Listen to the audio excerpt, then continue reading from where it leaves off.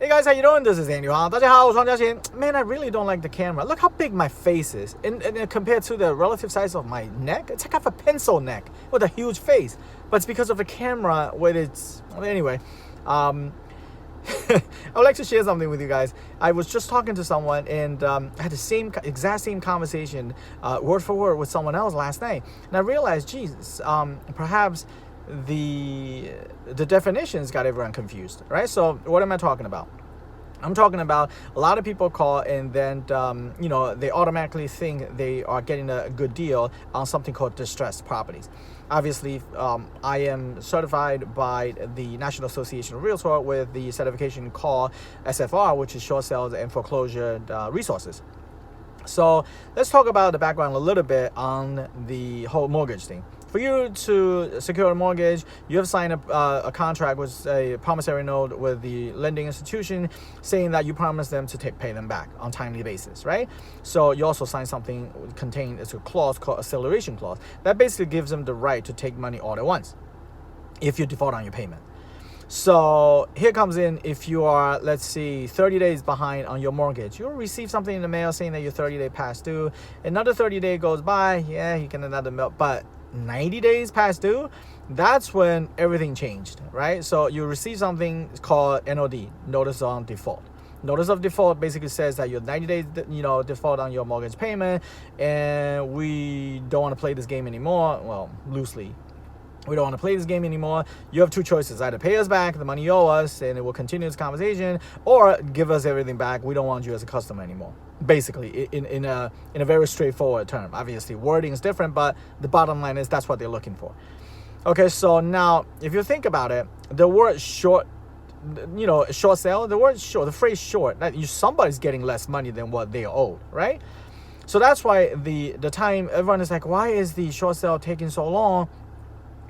Because you have to understand, the seller is no longer the decision maker here.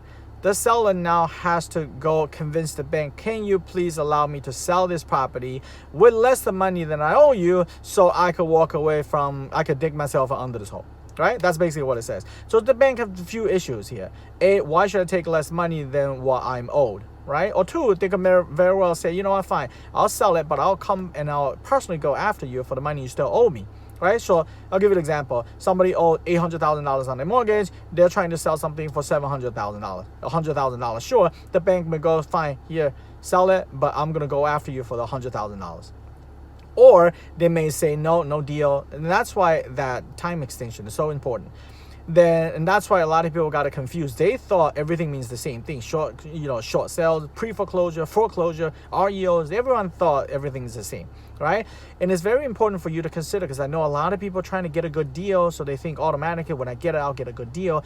But you have to understand, the ownership of the property means it's totally different between different phases during that time frame.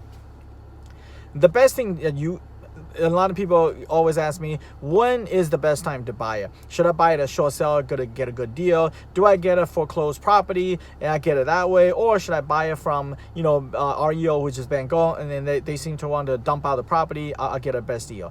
So I highly encourage you to speak with a realtor who's experienced in these fields. And reach out to me. I'll be more than happy to sit down and help you understand further. Because without going into too much detail, because I normally my tip of the day is 2 minutes. We're already coming up to 4 minutes. I really don't want to take too much time. I know everyone's busy.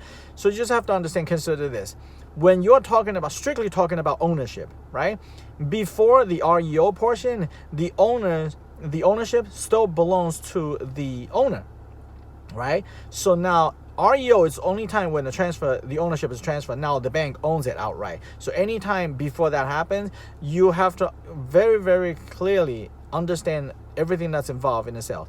What happened if they have liens? There's lawsuits involved. What happened is a lot of violations, building department violations. So all that is super important. And that's why I tried to record this a few times. It's literally impossible for me to fit all that information in a few minutes. So I encourage you to speak with a experienced licensed realtor that has experience, that has the certification or SFR, and you protect yourself in the long run. As always, weekend is coming up. Enjoy and stay safe, be well. I'll talk to you guys there. Bye now.